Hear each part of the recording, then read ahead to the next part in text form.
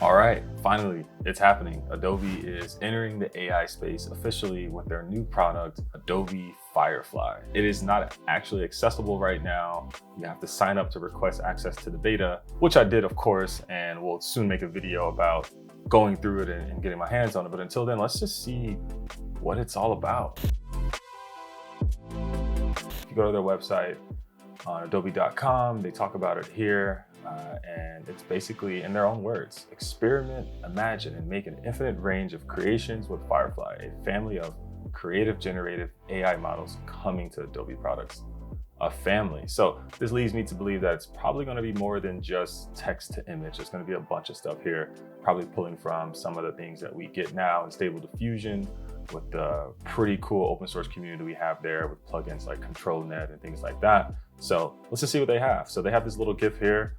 Looks like they're creating some bird and they did some type of cropping just there, added a background.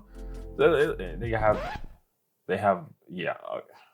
Let's check it out. Okay, let's get in here. All right, so this first one right here, it looks like in painting, or in out painting. So just being able to use prompts to do in painting and out painting on images and have it kind of merge seamlessly, creating different variations of different selections. So yeah, just some of the stuff that we've been able to do already by combining different techniques and plugins. And so this is going to be really interesting to see how they do it, and then like how the open source community takes some of these ideas and apply it to open source, which I think is always going to be on the bleeding edge. But I mean, this is in painting and out painting and text to pics and things like that. So this next one looks really awesome. So it looks like they were able to take a sketch, write a prompt, more vector variations for this sketch, hit generate, and boom, you get some vector.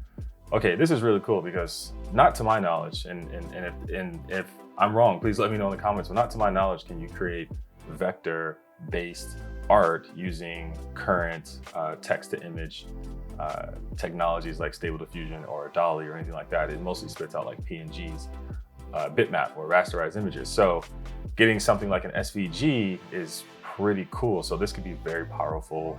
This is going to absolutely make it easier for people to create logos and fonts and things like that. So I'm looking forward to get my hands on this because I'm no artist or anything like that, but I do actually just like looking at logos and playing around with logos for some reason. I don't know why, don't ask. Okay, and then we have astounding video edits simplified. So being able to describe different changes in the video, like they mentioned the mood, the atmosphere, or even the weather in this case, and then able to apply that across the video. That's pretty cool. It's not gonna look ultra realistic, obviously, and it's just like doing like a panning thing going on there, but it can be very, useful for creating ads and social media posts and things where, it doesn't need to be ultra realistic. So this could be very powerful. And here we go. So now, applying some of those text to images, but also being able to generate text as well. You can basically create content for all types of things, whether this is for an ad or some magazine or something on Instagram like they have here. It just looks like you can pretty much do whatever you need here. So that's pretty cool. And then this one, Future Forward 3D. I guess it seems like this is something where they want to be, where they think they can go, changing textures, 3D textures and things like that on a model and having it render out. I mean, that's really impressive for making different variations on all types of stuff. I mean, if it works like the way that this demo is, this is a game changer.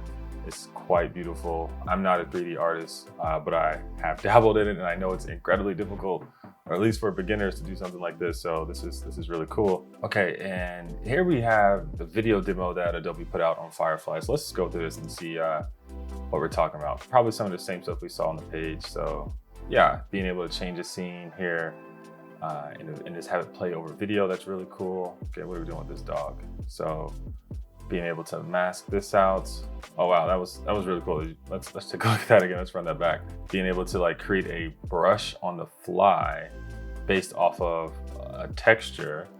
That's actually really cool. I mean, I've dabbled in like Procreate on the iPad Pro and like tried to actually went down this rabbit hole and trying to create custom brushes and things like that. And it was absolutely insane. And just being able to take some texture that you already have on the canvas and automatically create a brush from that, that is absolutely amazing. So, I mean, yeah, especially with things like hair, where it's, very, very hard, to do. I mean, I would imagine this is something like tiling using text to image. What's this? This looks like some sketch to pics or, yeah. So I think NVIDIA has a product like this where basically, you have some low fidelity kindergarten style painting, sketching that you have here. They have different outlines for stuff, and then you can just make it better, right? Like, so giving the AI hints on where things should be as far as like, you want the river here, you want the tree here, and then like magic, voila, you have a perfect Bob Ross-esque photo that you can send to all your customers on a Christmas card. And then we got our, simple text to image thing here that they're doing with the bird, a futuristic scarlet tanager bird. I've never heard of that bird, but I think I'm gonna Google it after this. Tanager bird, very detailed. So let's check that out. And it looks like they have like a little mask around it. So they cropped it, they removed the background, it seems, and then replaced the background with a different background they're using, which just looks like a standard brush you can do in any type of Photoshop program, a sparkle brush. So nothing crazy there. And I guess it just shows off the ability to, how seamless it is to use different AI tools alongside traditional tools like brushes and cropping and stuff like that.